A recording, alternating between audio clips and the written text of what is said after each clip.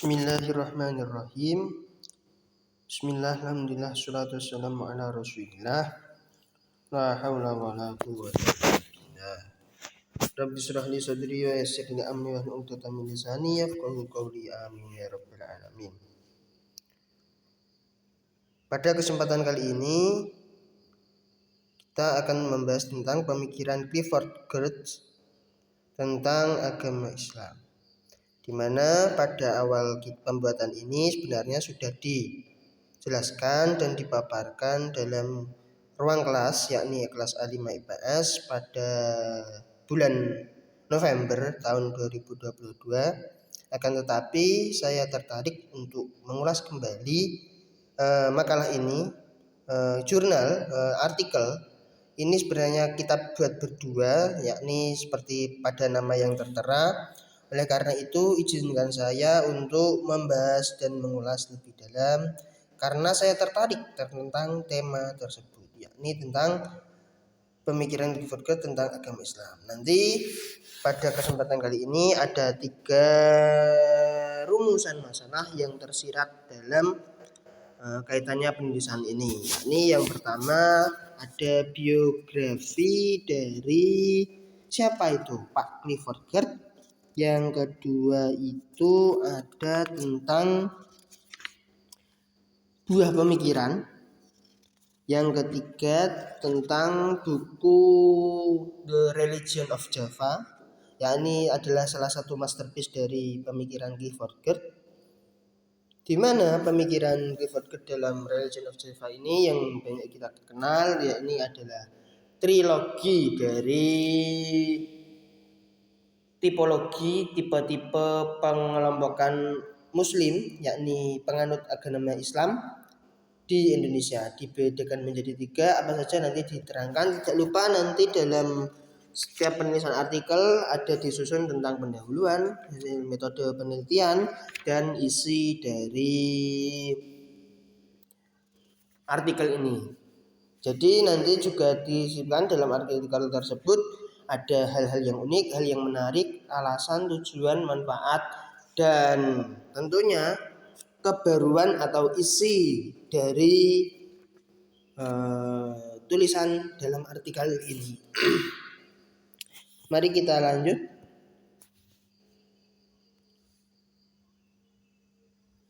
Nah, ini di slide yang ini kondisi kehidupan keagamaan Islam, analisis teori Clifford Geertz. Ini cukup menarik judulnya karena mungkin sudah mengenai dari apa yang mencakup dalam ini. Dalam isi mungkin di sini kami akan membahas tentang metode penelitian. Di mana metode penelitian tersebut kami menggunakan studi pustaka, di mana rujukan utama kami itu ada dari tadi yang kita pelajari adalah Religion of Java, dan ini belum ditemukan buku aslinya, yakni buku yang dikeluarkan oleh penerbit Canisius, ini Kebudayaan dan Agama. Ini judul aslinya belum ketemu. Terus apa lagi? Nanti dalam penyusunan metode penelitian, riset ini menggunakan riset kualitatif, metode studi pustaka. Penulis ini mengutip beberapa metode dari Pak Sanusi yang tahun 2016, terus ada Pak Salim dari tahun 2016 juga. Tentunya nanti di dalam kritik santri Abangan dan Priayi, trilogi ini mendapat banyak kritik, entah itu dari segi manapun. Tapi sebelum masuk ke dalam hal tersebut, kita masuk ke biografi Pak Geertz, atau mungkin juga ada agama Pak Geertz juga. Terus ada bagaimana agama Islam di tempat penelitian Pak Geertz, nanti disebut dengan Mojokuto. Terus trilogi Abangan, Santri dan Priayi. Yang kelima ada tradisi budaya tentang Selamatan, di mana yang terakhir ini kita ambil kenapa kok tiba-tiba ada Selamatan, bahwa di buku The Religion of Java atau Agama Jawa yang diterjemahkan 2 kali diterbitkan, nanti mungkin bisa ditampilkan dalam slide, tapi untuk pengeditan ya mungkin bisa. Itu di buku merah itu di Agama Jawa, terbitan 1980-an. Itu menggunakan ejaan nama dan diperbarui juga dalam Agama Jawa, tersedia PDF-nya. Nanti sebagian kita munculkan, yakni di dalamnya ada tradisi budaya Slametan, itu yang dibahas dalam buku Agama Jawa. Selanjutnya, dalam menganalisis hal tersebut kita menggunakan tadi budaya dan agama, karena mengetahui dari tugas ini sebenarnya adalah tugas dari mata kuliah studi agama-agama, sosiologi antropologi agama dan teori sosial budaya pada prodi program studi di salah satu kuliah, yaitu tertera ada kampusnya, Institut Agama Islam Negeri Kudus. Selanjutnya, biografi Clifford Geertz. Kalau kita bahas biografi mungkin bisa 1 jam sendiri. Mungkin ini adalah beberapa yang menurut saya penting untuk disampaikan dalam menyampaikan biografi Clifford Geertz. Yang pertama, Clifford Geertz lahir di San Francisco, California pada tanggal 23 Agustus 1926. Nah, 1926 ini beliau ini nanti akan memperoleh itu di poin ketiga, di Indonesia Geertz meneliti tentang agama bersama istrinya. Hildred itu istrinya, mengkaji keluarga beserta hubungan dalam berkeluarga. Beliau ini mendapat PhD dari Harvard Department of Social Relation, dalam bidang antropologi. Nah, itu bisa dilihat yang kiri, yang cowok berewokan itu Pak Clifford Geertz dan istrinya Hildred itu yang kanan. Antropolog, nanti juga diterangkan bahwasanya antropolog ini dalam salah satu buku kontroversial menerangkan bahwasanya salah satu fungsi antropologi adalah pada zaman tersebut adalah untuk melanggengkan kekuasaan kolonial dalam mempelajari budaya masyarakat yang sebagai negara jajahan atau negara koloni dari hal tersebut. Sehingga manfaat dari Pak Clifford Geertz untuk membahas tentang agama di Jawa, terutama di tempat penelitian nanti di Mojokerto, itu adalah berkaitan mengenai hal-hal yang berguna bagi peneliti dalam tanda kutip ini, mungkin karena dari California berarti ada indikasi bahwasanya akan diuntungkan atau secara keberadaan pragmatis itu menguntungkan salah satu pihak, yakni negara Amerika Serikat. Kembali ke masa kelahiran Pak Geertz, di mana nanti Pak Geertz ini akan memperoleh gelar di bidang filsafat khususnya antropologi, di mana beliau lahir bersama sezaman lah dengan Claude Lévi-Strauss, di mana beliau adalah bapak antropologi modern. Untuk studi selanjutnya nanti ada juga diteruskan karena beliau ini juga berusia 80 tahun, cukup panjang umur. Saya tidak menuliskan kapan beliau wafat, akan tetapi nanti pemikiran beliau ini juga dipengaruhi oleh Emile Durkheim, William James. Pemikiran beliau ini dipengaruhi oleh Emile Durkheim, William James sebagai sosok sosiolog, antropolog, psikolog atau ilmuwan sosial pada zamannya. Kembali ke Pak Claude Lévi-Strauss, jadi karena beliau seumuran dan usianya juga hampir sama, sekitar 80-an tahun bersama Pak Claude Lévi-Strauss, jadi beliau dapat bersama-sama memperoleh gelar PhD itu, seperti pada poin yang terakhir itu. Mendapat sarjana filsafat Indonesia, penelitiannya di Indonesia terutama tadi namanya Mojokerto bersama istrinya Hildred. Terus nanti di belakang juga ada karya-karyanya. Karena beliau berusia cukup panjang, Nah, ini ya akan memperoleh mungkin sedikit di luar topik. Nanti penelitian tersebut akan dilanjutkan oleh salah satu orientalis lagi, ilmuwan orientalis dari Australia, yakni Mick Redcliffe yang tahun 2019 beliau meninggal. Siapa Pak Mick Redcliffe? Maximilian siapa lupa saya.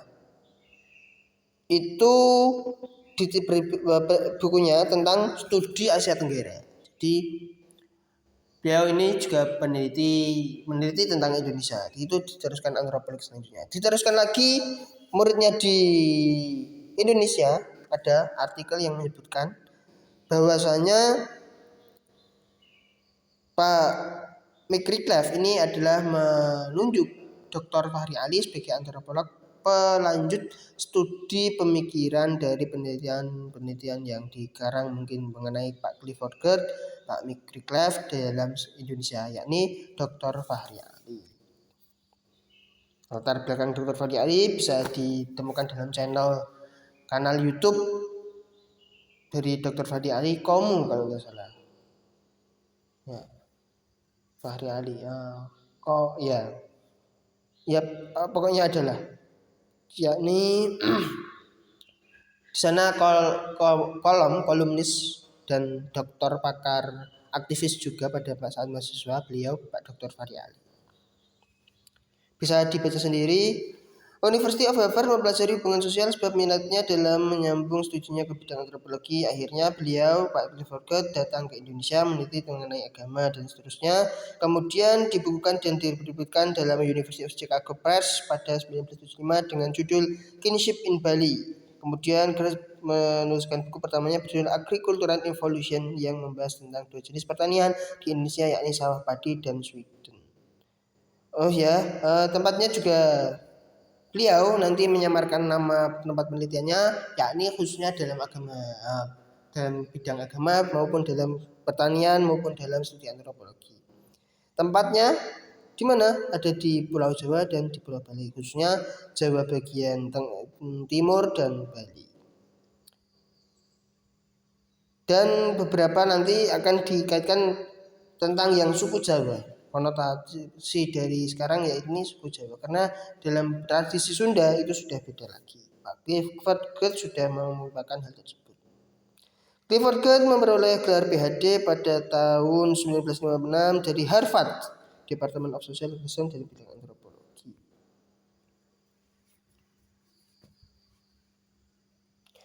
Masih di biografi Pak Geertz, 1970 merupakan profesor bidang sains sosial sebagai ilmuwan sosial, mengikuti tadi Pak Emil Durkheim dan kawan-kawan pada zamannya dari tahun ke tahun. 1989 tahun awal Geertz mendapat kehormatan. Geertz mendapat wafat pada 30 Oktober 2006 di Philadelphia karena komplikasi pembedahan hati. Jadi ini berusia 80 tahun beliau. Karya Geertz antara lain The Religion of Java terbit 1960, Agricultural Evolution 1963, Paddles and Prince 1963, The Social History of an Indonesian Javanese Town 1965, Islam as Religious Development in Morocco and Indonesia. Nah, ini juga ada di kanal Ngaji Filsafat Dr. Fahruddin Faiz, di mana beliau membandingkan antara perkembangan di development in Morocco, perkembangan Islam, perkembangan agama, studi observasi di Maroko dan di Indonesia. Kalau di Indonesia ini lebih lunak karena mereka merebut hati rakyat dengan menggunakan pendekatan-pendekatan yang menggunakan hati rakyat, di mana beliau Pak Clifford Geertz ini menganalisis di mana pemuka-pemuka agama, pendakwa agama Islam menyebarkan agama Islam dengan yang lemah lembut dan memperhatikan kebudayaan masyarakat setempat. Berbeda di Maroko yang nanti akan diterangkan dalam tipologi santri, abangan dan priai, bahwasanya mirip di Maroko ini penyebaran agama Islamnya itu sangat berbeda, walaupun nanti akan mirip dengan karakteristik dari santri. Nah, itu di luar topik lagi. Di mana bahwasanya kalau Islam di Maroko ini lebih keras, kaku, dan memutus segala yang berhubungan dengan budaya, yakni beberapa hal yang kita kenal dengan TBC, tahayul, bid'ah, dan khurafat. Itu sangat diperangi dalam perkembangan Islam di Maroko, sehingga dalam katalisnya yakni kalau di Maroko adalah merebut membangun peradaban, kalau di Indonesia merebut kebudayaan. Dan pada tahun 1980 negara the third state in 19th century of Bali, yang salah satunya dikemukakan banyak sekali. Kalau kita melihat dari artikel agama dalam tentukur antropologi simbolik di Clifford berbahasa Melayu, ini banyak sekali karya-karya Pak Clifford, dan ini membahas tentang biografi dan studi pustaka tentang Pak Clifford secara mendalam. Tulisan dari Yusri Muhammad Ramli ini banyak dikutip. Banyak setelah 50 tahun setelah agama Jawa, setelah itu pokoknya yang merujuk kepada Clifford ini banyak mengutip dari Jurnal International Journal of Islamic Thought volume 1 yang diterbitkan tahun 2012. Ini mengungkapkan antara beberapa lain karya Gertz banyak sekali, ada yang lain tidak disebutkan, yakni ada Myth Symbol of Culture, terus Local Knowledge Work, Further Essay in Interpretive Anthropology, Works and Life, the Anthropologist as Author, After the Fact. Nah, After the Fact ini yang menerangkan bahwasanya Mojokuto itu dibahas di After the Fact. 40 tahun beliau kurang lebih di Indonesia, itu dibahas di After the Fact. Terus ada tentang antropologinya, masterpiece-nya antara lain juga ada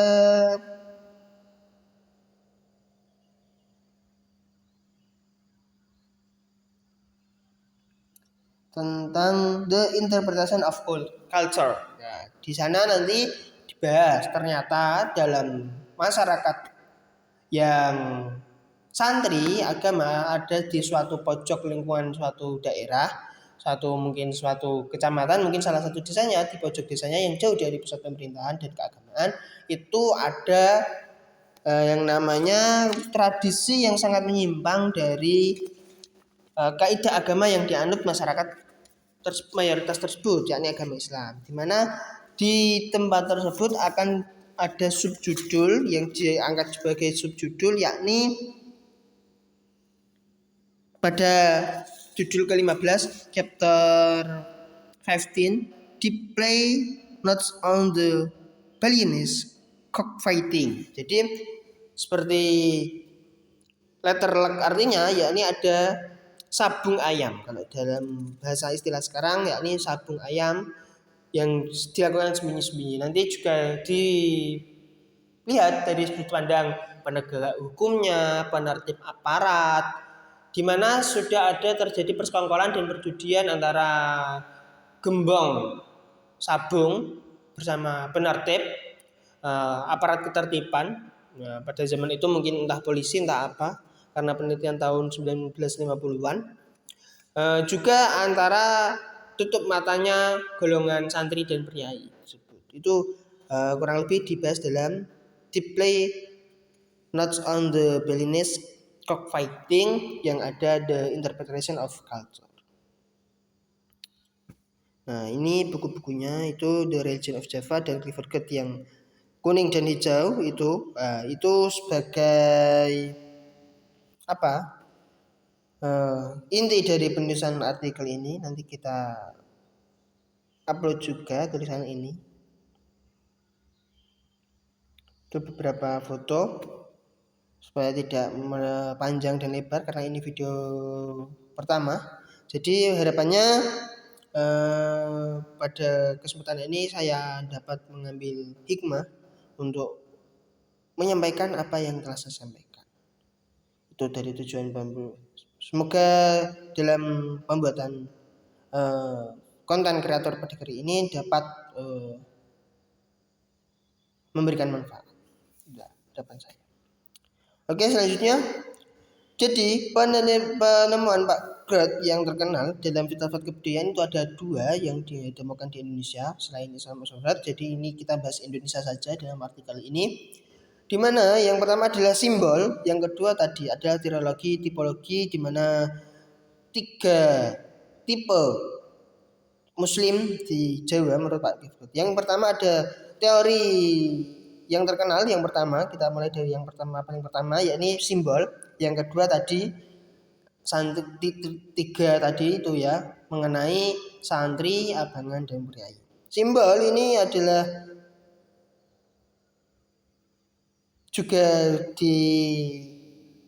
pernah disinggung dalam sosiolog sebelumnya, yakni ada beberapa teori interpresionisme simbolik atau mungkin memaknai simbol, teori makna dan lain-lain. Nah, ini menurut Pak Grot mengemukakan teori baru yang kami kutip yang berlaku memantapkan simbol yang berlaku dalam memantapkan motivasi dan suasana hati yang kuat. Jadi simbol ini akan menjadikan motivasi untuk suasana hati yang lebih kuat, diresapi serta bertahan lama pada individu dengan merumuskan dan membungkus suatu konsep tentang tatanan umum seperti pancaran faktual hingga motivasi suasana hati tersebut terlihat realistis. Nah, seperti itulah kurang lebihnya. Dari Pak Clifford Geertz dari Amerika tiba-tiba ke Jawa, tempatnya di Mojokuto, itu nanti beliau mengamati tetangganya dan lain-lain itu karena dia tidak mengenal. Jadi saya ibaratkan mungkin kalau bisa saya tulis ini, alhamdulillah ya lumayan teknologinya.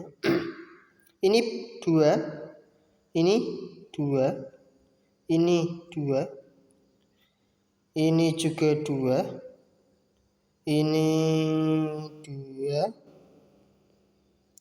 terus ini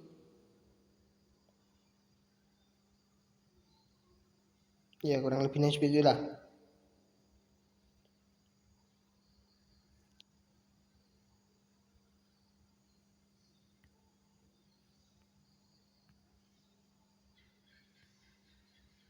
Nah, jadi ini semua 2, tetapi kita harus menipologikan. Yang ini adalah 2 dalam aksara Jawa, yang ini ya. Yang ini ada 2 dalam aksara Jawa, 2 dalam pinyin, bisa Jepang, Cina dan lain-lain, 2 Romawi, 2 alfabeta kita, 2 dalam angka Arab, 2 dalam Hangul. Jadi simbol-simbol ini juga akan disebutkan karena beliau ini menipologikan atau di mana beliau mengamati masyarakat sekitarnya, ada yang 2 seperti ini, ada 2 seperti ini, 2 seperti ini. Itu nanti menghasilkan tadi yang namanya santri, abangan dan priayi pada slide selanjutnya. Sebelum masuk ke santri, agama dan priayi, nanti ada sedikit gambarkan tentang agama. Tentu saja dalam pembahasan kali ini akan banyak dan lebar dan mendalam. Untuk pembahasan yang lebih mendalam mungkin kita upload dalam video yang selanjutnya. Sampai sini saya harap paham. Kalau tidak nanti bisa ditulis dalam kolom komentar, atau jangan lupa juga like apabila kalian suka, subscribe kalau kalian mau mengikuti. Oke, selanjutnya. Nah, ini lokasi agama Islam di Mojokuto. Gambaran umum di Mojokuto adalah kota kecil. Mojokuto ini bukan nama samaran sesuai dengan after the fact tadi, karena dalam studi penelitian boleh menyamarkan nama tempat penelitian apabila hal-hal tersebut kurang memuaskan atau mungkin jika tempat penelitian mendapat stigma negatif dari hasil penelitian tersebut sehingga dapat disamarkan. Oleh karena itu Mojokuto ini ada bukan di Mojokerto, salah, Tetapi Mojokerto ini adalah sama seperti Majapahit. Buah Mojo itu terkenal pahit. Jadi Pak Clifford Geertz sendiri menuliskan bahwasanya kalau mengikuti semua buku Pak Clifford Geertz dan membaca itu ada di Kediri, yakni salah satu kota madya, yakni bernama Pare. Di tengah Jatim terletak di ujung paling timur suatu dataran besar persawahan yang telah memperoleh irigasi, ya kurang lebihnya Pare. Oleh karena itu kenapa di Pare itu banyak sekali situs-situs peninggalan Majapahit dan sampai sekarang menjadi kampung Inggris dan menjadi banyak turis dan wisatawan dalam mempelajari bahasa asing. Kampung bahasa juga di Pare juga banyak ada kursus Mandarin, Inggris, terutama yang terkenal Inggris, bahasa Inggris, English language, di mana nanti banyak pelancong-pelancong dan pembelajar-belajar datang ke Pare, atau dalam nanti penyebutan Pare akan sedikit dikurangi dan lebih mengambil Mojokerto saja. Gambaran pada tahun tersebut yakni ada 20.000 orang yang terdiri dari 18.000 orang Jawa, 1.800 etnis Tionghoa, dan yang lainnya adalah Arab, India, serta minoritas lain. Ya karena di tempat irigasi, jadi banyak sekali pendatang dan etnis-etnis dari luar yang menetap di daerah tersebut. Masuk ke penelitian, sebelum masuk ke penelitian tadi sudah dijelaskan landasan teori dan metode penelitian. Landasan teori tadi bisa kita temukan beberapa tadi simbol Emil Durkheim dan lain-lain, teori makna. Terus metode penelitian juga sudah dikemukakan di awal tadi, bahwasanya menggunakan studi pustaka. Buku utamanya adalah agama Jawa dan kebudayaan dan agama Islam, atau dalam judul aslinya adalah Abangan Santri Priayi dalam Masyarakat Jawa dan Kebudayaan dan Agama, penerbit Canisius. Di dalam artikel ini nanti kami akan menerangkan 3 ini tentang ciri-ciri abangan, santri dan priayi. Banyak yang mengkritisi, terutama yang pertama ada yang pro dan yang kontra tentunya. Dalam abangan santri dan priayi, yang pertama ada abangan, ciri-cirinya nanti yang banyak dari masyarakat abangan ini masyarakat abangan ini memiliki mata pencaharian sebagai seorang pekerja di buruh lapangan, di panas-panasan kerja keras, yakni sebagai petani, sehingga nanti abangan ini akan identik dengan kelompok yang terlarang di Indonesia pada tahun 1960, yakni dikambing hitamkan sebagai seorang PKI. Terus Partai Komunis, afiliasi Partai Komunis Indonesia, walaupun hal tersebut masih mengandung banyak perdebatan dan tidak mengalami putusan pengadilan.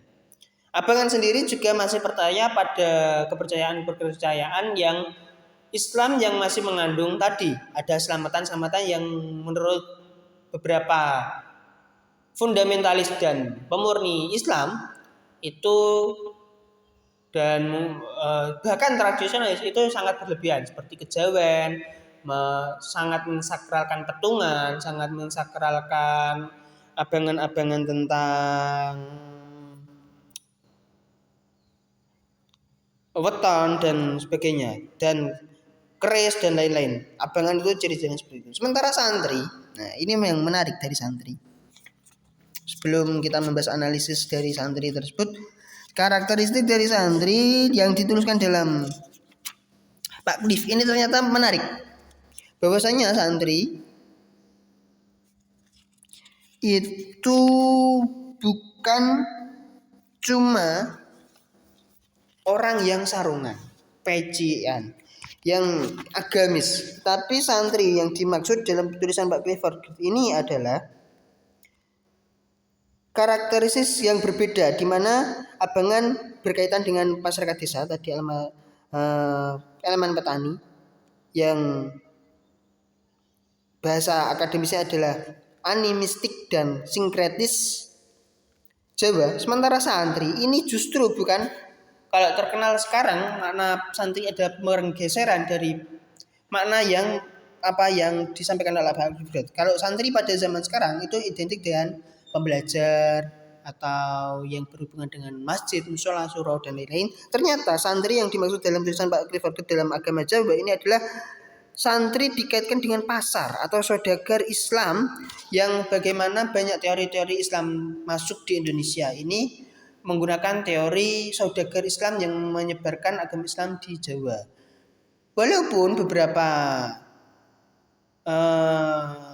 pemuka yang terkenal di Jawa ini sebenarnya bukan beberapa, hanya beberapa saja yang saudagar. Bahkan yang ditemukan sebagai saudagar murni pun tidak ditemukan, seperti Maulana Malik Ibrahim Sunan Gresik itu juga lebih terkenal ke tabib. Sunan Muria juga tabib, dan Pegunungan Muria dan Kalijaga ini lebih budayawan, terus dan yang lainnya ini. Sebenarnya yang saudagar ini siapa masih belum ditemukan juga.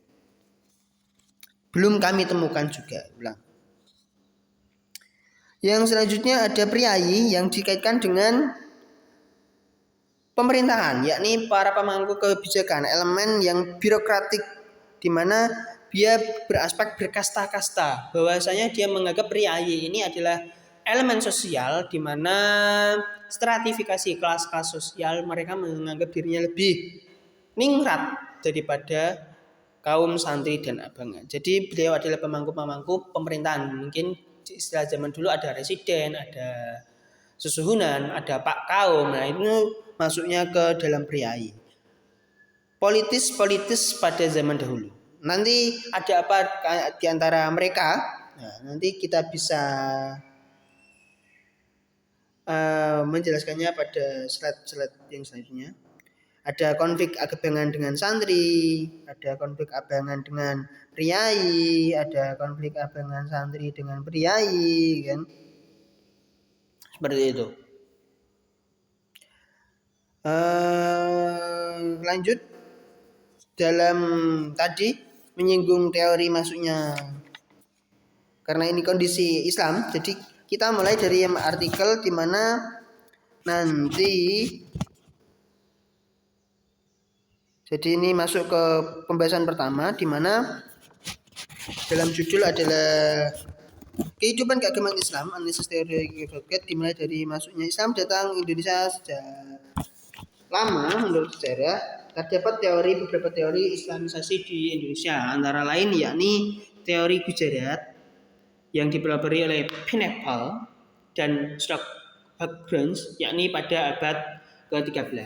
Ini sangat lemah karena diketahui Demak sendiri mulai ada timbul benih-benih kerajaan pada abad ke-11.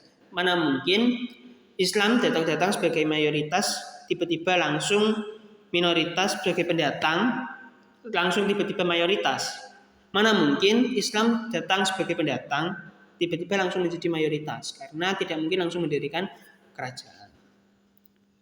Ditandai dengan adanya makam Malik Saleh, dan ini dapat dibaca sendiri. Yang kedua teori Persia, yakni yang dikemukakan oleh Husain Jayadiningrat. Ini juga abad 13, tapi beliau menyandarkan pada kerajaan Samudra Pasai di Samudra. Dan ini juga ada bahwasanya teori yang menyebutkan bahwasanya Islam kita berasal dari Iran. Yakni ada tradisi Tabuk dan lain-lain, itu teori Persia. Ya, Iran itu kan juga Persia juga ya. Yang ketiga teori Arab. Nah, teori Arab ini sangat terkenal, didukung oleh Profesor Dr. Buya Hamka. Dan pertama ternyata dipelopori oleh Sir Thomas Arnold, yakni Islam masuk pada abad ke-7. Sumber awal teori ini adalah terdapat pustaka kuno dari Cina justru, yang mengatakan bahwasanya perkampungan Muslim Arab telah ada di tepi pantai Sumatera. Yang terakhir ada teori Cina yang didukung oleh Slamet Mulyono, Sumanto Al-Qurtubi. Nanti juga saya tertarik tentang teori Cina ini. Ada beberapa nanti di website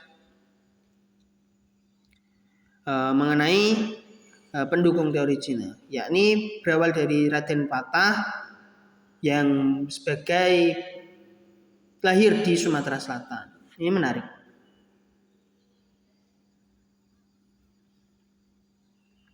Sementara di Jawa agama Islam dipercaya masuk pada di Jawa ya, ini tadi kan di Indonesia. Yang selanjutnya di Jawa dipercaya masuk kurang lebih pada tahun 1082 Masehi atas pendapat Mokwit karena ada menemukan makam di lereng Gresik. Nah, ini.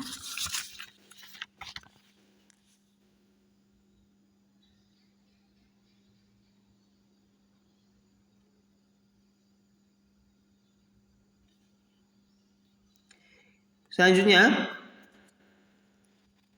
setelah mengetahui cara agama Islam masuk ke Indonesia, hal tersebut memberikan suatu hal yang menarik.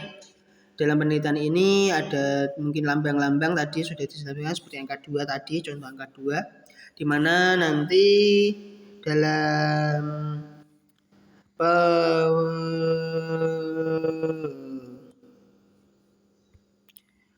keterangan nanti dijelaskan bahwasanya kita manipoligikan 2 tadi, oh ternyata ada orang abangan, ada orang santri dan priai.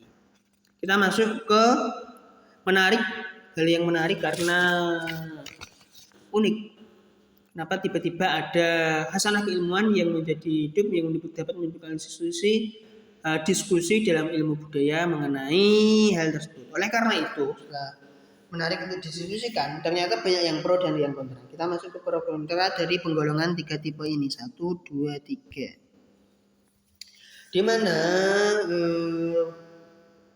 pengkritisian datang pertama dari Pak Kunto Wijoyo, dalam ini disiratkan dalam satu paragraf di seri-seri teori sosial, di mana memberikan telaah bahwasanya pengelompokan di era dekade 80 sampai 90-an tahun Indonesia mengalami perubahan.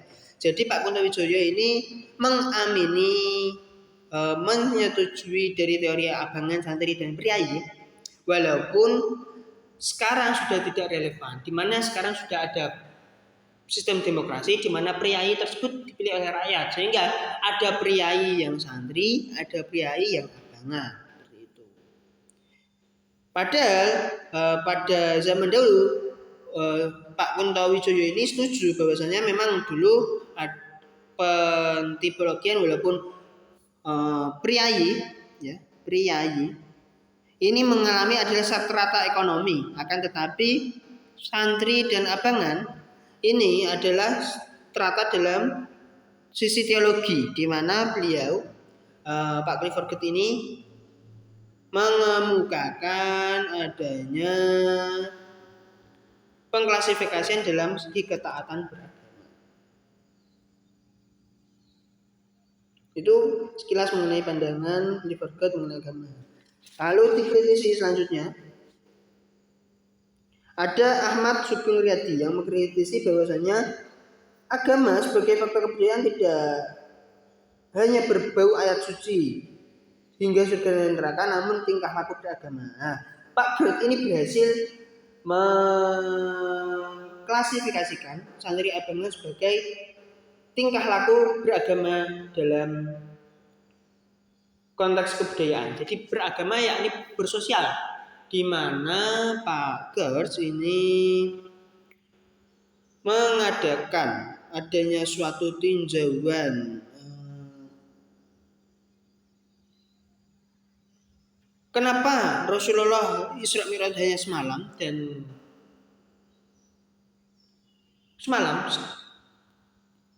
langsung mendapatkan perintah sholat, yang itu sudah dijelaskan dalam kesempatan lain tentang studi Isra Mi'raj, silahkan dibaca sendiri. Bahwasanya lebih mengutamakan dakwah sosial daripada hubungan antara hamba dengan khaliknya, yakni atau hubungan ibadah. Sementara muamalahnya itu jauh lebih berjuang, yakni dalam 23 tahun. Nah, Pak Clifford Geertz ini membantu studi agama Islam dalam mempelajari beragama itu sebenarnya adalah bermuamalah, adalah bagaimana kita hidup dengan kelompok kecil dalam keluarga, orang tua, masyarakat, guru, dan lain-lain. Atau mungkin bahkan dalam tadi santri, bagaimana santri berhubungan dengan abangan, orang-orang yang dalam tanda kutip melakukan sinkretisme dan mungkin tahayul dan khurafat, itu bagaimana hubungan mereka dalam menyikapi santri dalam menyikapi perpolitikan tentang priai dan lain seterusnya. Ini adalah pendapat yang pro, yakni dari Ahmad Sugeng Tiadi.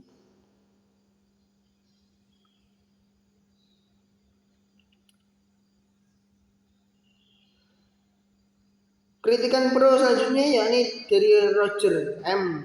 Casing, di mana yang pertama beliau mengumpulkan bahwasanya bersifat kolektif, mengutarakan pendapat bahwa tidak selamanya masyarakat dalam satu desa mempunyai ketiga hal tipologi tersebut dan memiliki makna yang sama tentang agama, santri dan priai. Jadi ada penafsiran tersendiri dari bagaimana sih abangan yang dimaksud dalam orang-orang itu ternyata berbeda.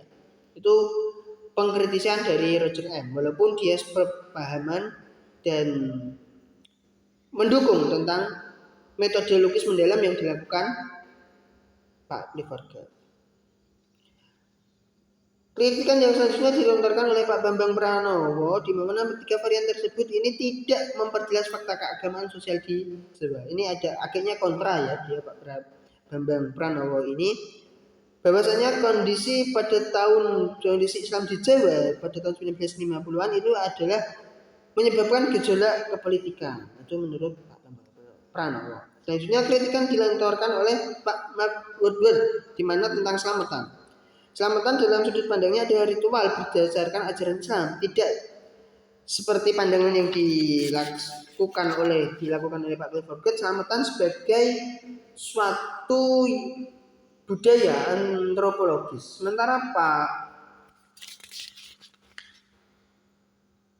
Woodward, keraton ini ada selamatan juga, masyarakat rakyat jelata juga ada selamatan juga, tetapi selamatan ini adalah pembahasan yang komprehensif, tidak bisa dijadikan bukti dalam studi antropologi.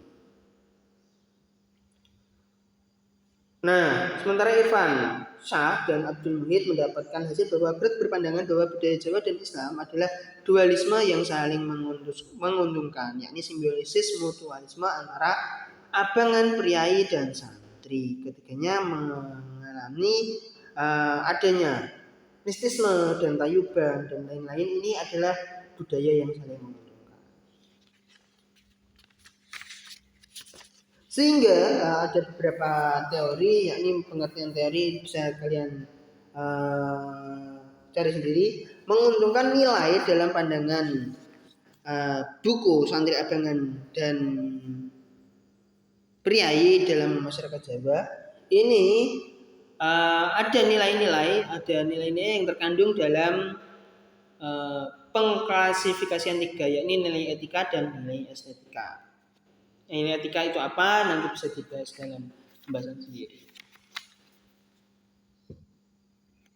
Biografi Pak Clifford sudah kita pandangan tentang agama, pengertian agama tadi mungkin bisa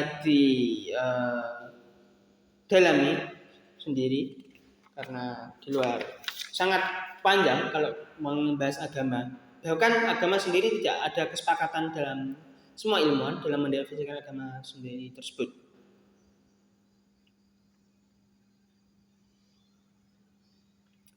Latar belakang Mojokerto sudah kita jelaskan, bahwasanya Mojokerto merupakan nama samaran yang digunakan Greg dalam menulis karya.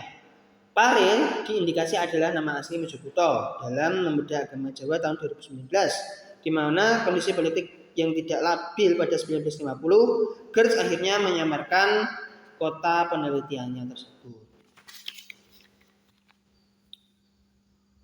Nah, kita masuk ke ini. Antara konflik dari abangan dengan priai, santri dengan priai, abangan dengan santri, priai dengan abangan dan sebagainya. Terima kasih telah mengikuti. Selanjutnya kami harap tidak bosan-bosan dalam mendengarkan suara saya dan menyimak PowerPoint yang sangat membosankan. Tentunya kami ucapkan terima kasih bagi yang subscribe dan like pada video kali ini.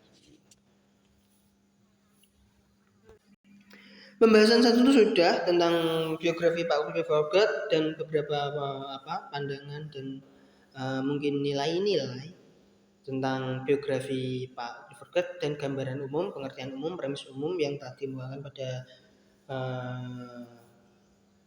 bagian pertama selama 45 menit. Saya mohon maaf. Latar belakangnya sendiri 45 menit. Mungkin kita akan kebut di antara misalnya santri dan abdi.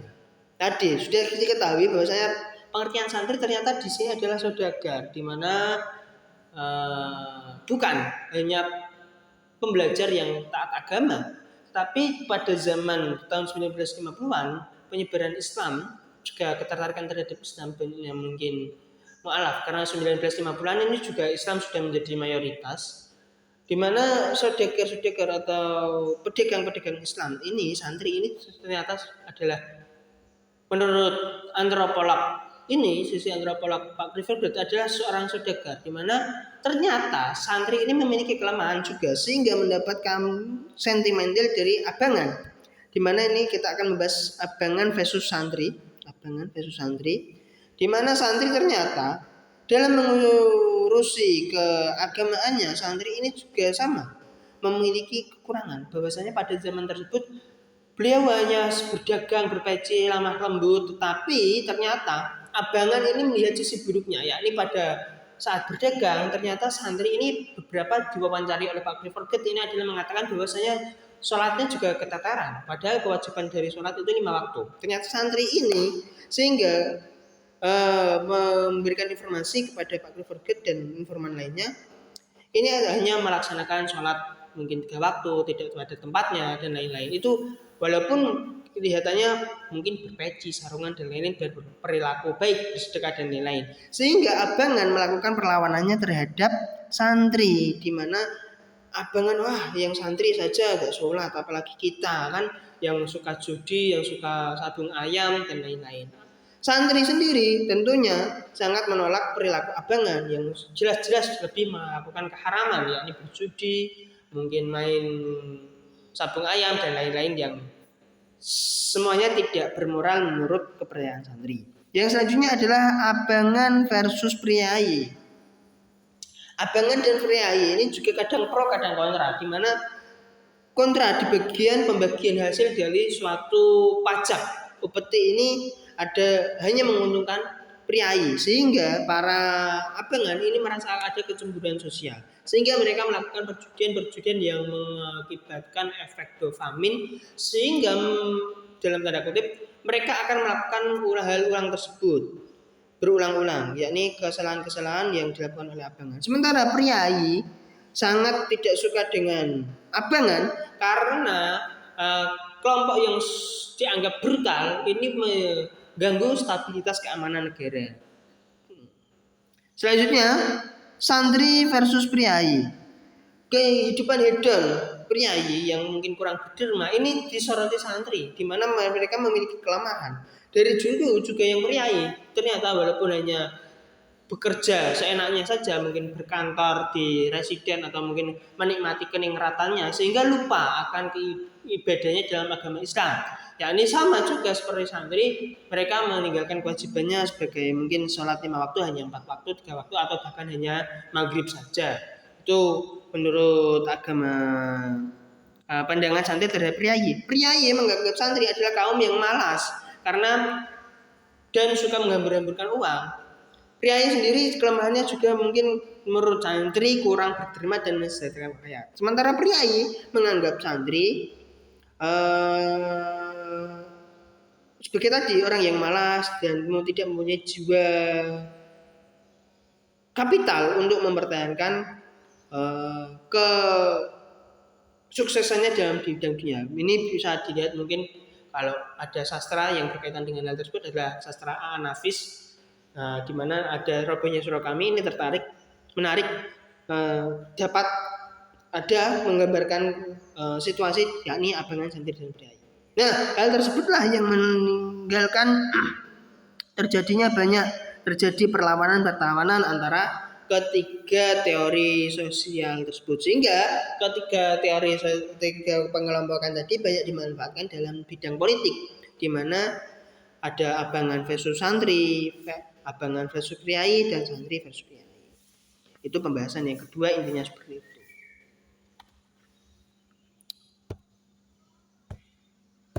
Saya kira cukup. Masuk ke pembahasan yang ketiga. Nah, ini ya. Pembahasan yang ketiga, ada problema lagi, yakni tentang ideologi, stratifikasi dan politik. Yang tadi sudah. Santri ideologikan Islam. Nah, santri di sini juga walaupun berideologi Islam, ada santri yang sekarang lambat laun pemurnian santri dalam Clifford Group ini adalah orang-orang yang alim, di mana orang alim tersebut adalah mereka yang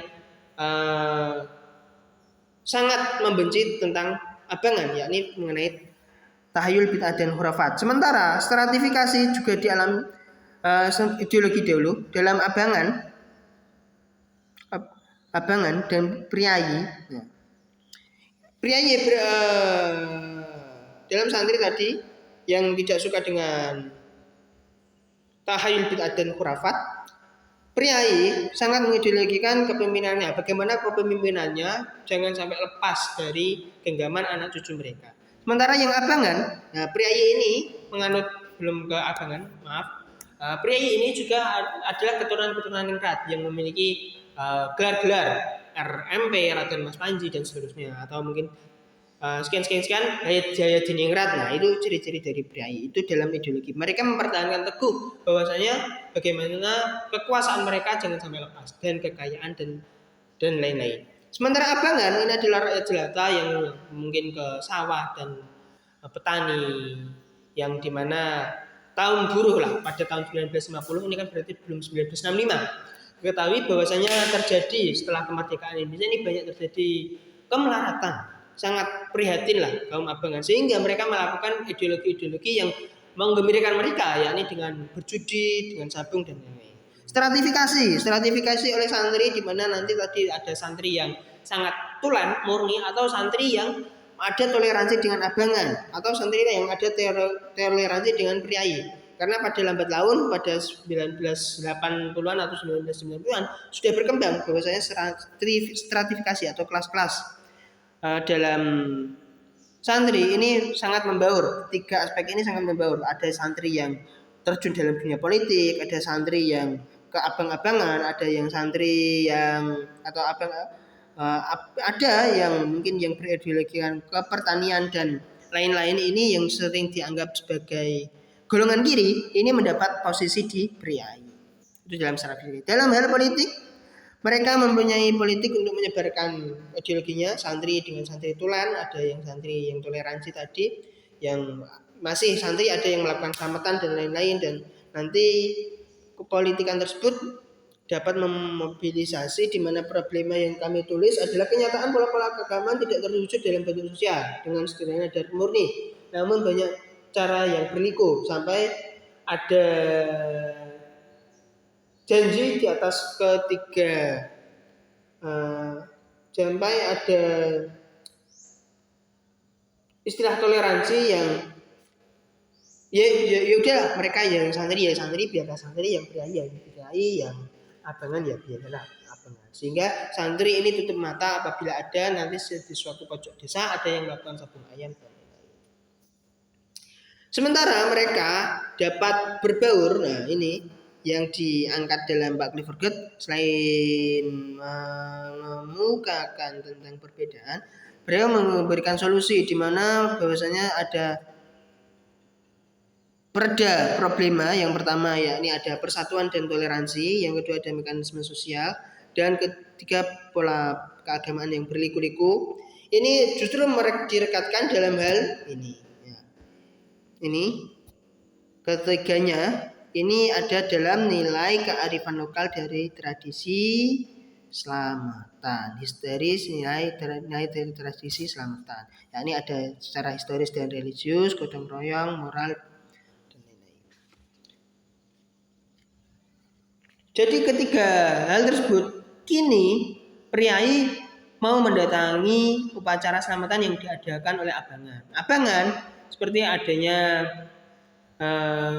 mungkin kalau realitas sekarang itu kalau ada dangdutan, orkes, itu yang membuka ya priayi dari golongan pejabat. Sementara kalau ada selamatan, priayi ya hadir juga. Abang kan juga gitu, kalau ada diundang selamatan oleh santri, ternyata beliau juga hadir karena mungkin entah motif berkat dan lain-lain, itu masalah lain. Yang penting pemersatu di antara ketiga golongan tersebut adalah selamatan itu sendiri, budaya selamatan.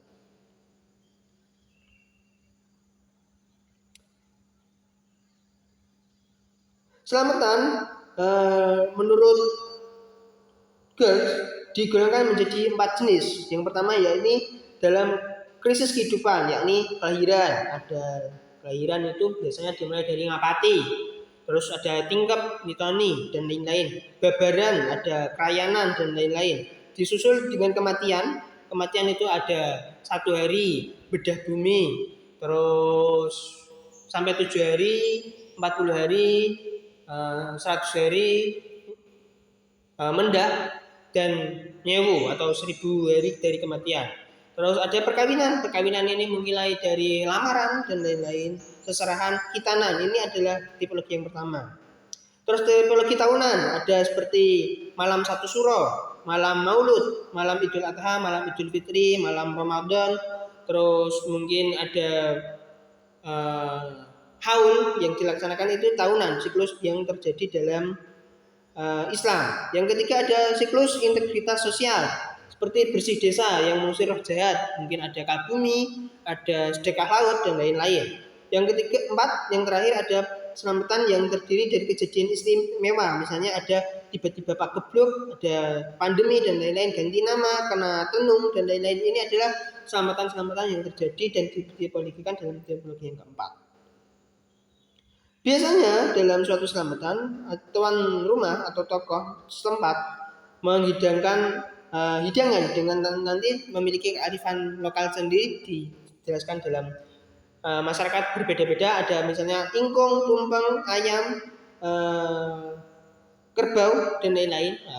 Karena mungkin menghormati agama sebelumnya, jadi juga di dalam masyarakat Kudus misalnya tidak menggunakan sapi. Terus adanya kemenyan atau dupa yang dibakar, ini juga turut menjadi perhatian dari Pak Clifford. Adapun tata cara upacara selamatan yang dikemukakan dalam buku Gertz, yang pertama ada menyebarkan undangan.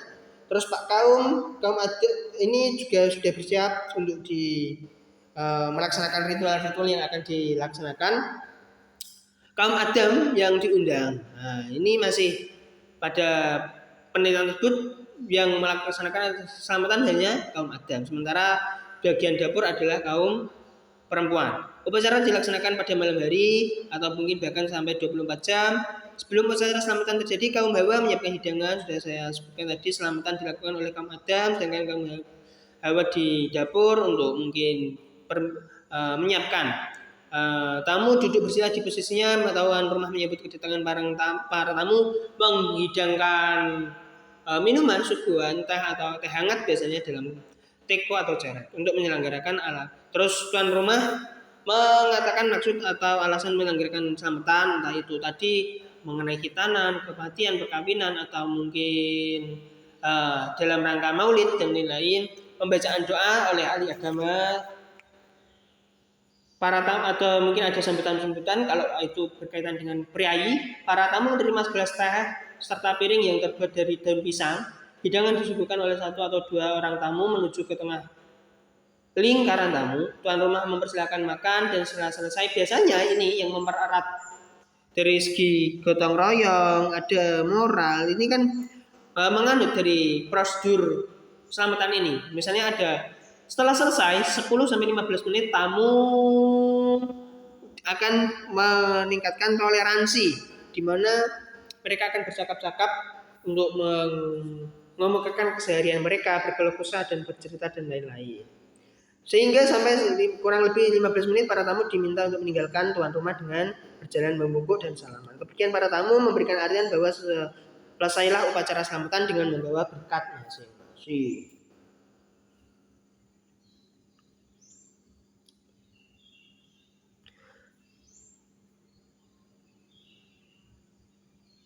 Sementara dalam Mojokerto sendiri, selamatan memiliki makna agar tidak ada arwah yang mengganggu mereka. Selamat berarti keadaan yang baik-baik saja, tidak ada kecelakaan. Upacara selamatan diyakini abangan bersifat mistik. Nah, sementara tadi yang santri yang bertoleransi dengan selamatan hanya percaya bahwasanya keadaan untuk yang baik, rasa syukur dari keadaan yang baik-baik saja. Sehingga pada abangan ada sesaji, ada makanan yang ditinggalkan untuk para tokoh makhluk halus untuk ditinggalkan. Sementara dalam abangan seperti itu. Selain itu terdapat kepercayaan dalam abangan juga yang mempercayai selamatan tersebut tidak hanya dilaksanakan sesuai dengan maksud dan tujuan, tetapi harus sesuai dengan petungan. Sistem ini disesuaikan dengan kebutuhan. Misalnya ada naga dina, naga minggu, naga wulan, dan naga tahun. Kedua pengantin dicocokkan ke tanggal lahirnya, kemudian dijumlahkan atau memiliki ketentuan dan penentuan waktu upacara kapan harus dilaksanakan upacara selamatan pernikahan. Nilai historis dan religius terwujud dalam tradisi selamatan sebagaimana pendapat Ahmadin tahun 2016 bahwasanya selamatan ini masih dilaksanakan oleh santri yang berhaluan NU, sementara agak dideradikkan dalam santri yang murni tadi yang sangat menolak takhayul bid'ah dan khurafat. Yang kedua adalah nilai sisi gotong royong di mana Clifford Gert dalam pelaksanaan tradisi selamatan tuan rumah mengundang beberapa tetangga terdekat dan saudara, maka secara langsung akan merekatkan rasa kebersamaan, kerukunan, persatuan, dan gotong royong.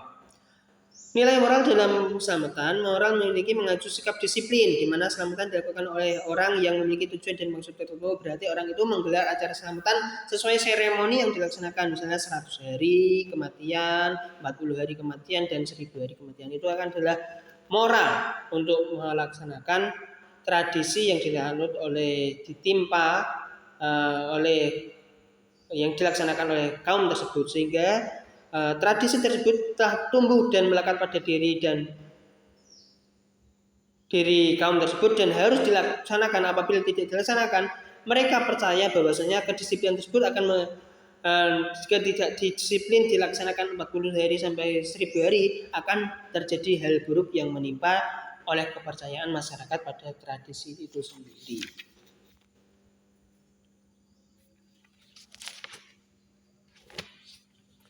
Karakteristik varian santri dan lain-lain sudah dikemukakan.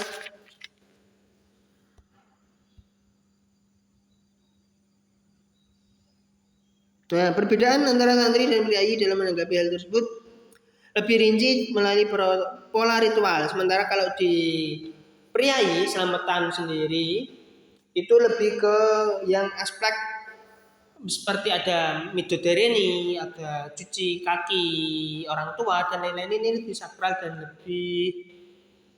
lebih rumit.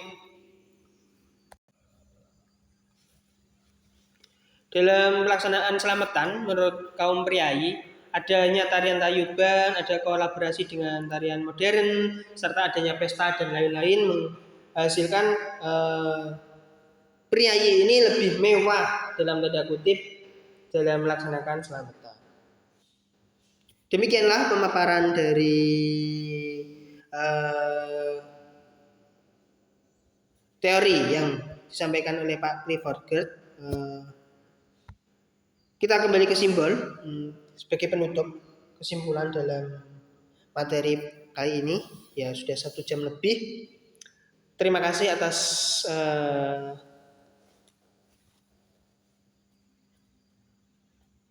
mau mendengarkan sampai sejauh ini. Dimana tadi kita sudah menemukan titik, yaitu mengetahui pandangan Clifford Gert tentang agama, biografi Clifford Gert, menganalisis nilai kearifan lokal, terus mengidentifikasi karakteristik, di mana pada kesimpulan teori Clifford Gert yang terkenal ada simbol dan tadi santri, abangan dan priayi. Oleh karena itu dapat dimaknai sendiri juga. Santri dapat dimaknai sendiri oleh perkembangan zaman dan lain-lain. Priayi juga seperti itu, abangan juga seperti itu. Saya membuat dan hal tersebut melaksanakan menghasilkan suatu arti mistik dalam upacara tersebut yang disebut dengan selamatan, di mana dapat dimaknai untuk memperkatkan tadi nilai historis, gotong royong dan moral. Dalam simbol, kita kembali dalam sebagai penutup, dalam simbol kita mengingat ada yang namanya ayam jantan dari timur, itu Sultan Hasanuddin, di mana kalau beliau ayam jantan dari timur itu adalah Sultan Hasanuddin, apakah beliau setiap hari berkokok? Nah, tidak, Sultan Hasanuddin tidak setiap hari berkokok, karena yang berkokok itu ayam. Nah, itu adalah salah satu gambaran dari simbol yang saya maksud dalam pemaknaan santri priai dalam konteks beragama dalam zaman hari ini. Oleh karena itu, sekian dari pemaparan dari saya. Apabila ada salah-salah kata dapat dikritisi, saya sangat berterima kasih atas kritikan tersebut. Apabila ada yang kurang, saya mohon maaf. Apabila ada yang bermanfaat, silahkan ditularkan. Segala sesuatu yang benar datang dari Allah Subhanahu wa taala, sementara kesalahan dari saya sendiri, saya sangat mengharapkan diingatkan oleh kalian yang mendengarkan dan memperhatikan pada kesempatan kali ini. Saya ucapkan terima kasih banyak. Apabila ada salah-salah kata, dan mungkin ini karena video pertama saya masih kurang maksimal, saya mohon masukan dan kritiknya. Sekian dari saya, itu saja yang biasa saya paparkan. Kurang lebihnya mohon maaf. Deskripsi, mungkin link video terkait dapat kalian temukan dalam deskripsi yang akan saya upload di kolom deskripsi. Sekian dari saya. Nasrul minallah wa fathun qarib. Ihdinas siratal mustaqim. Wallahu muwaffiq ila aqwamit thoriq, bila taufiq wal hidayah. Wallahul musta'an. Wassalamualaikum warahmatullahi wabarakatuh. Sekian dan terima kasih.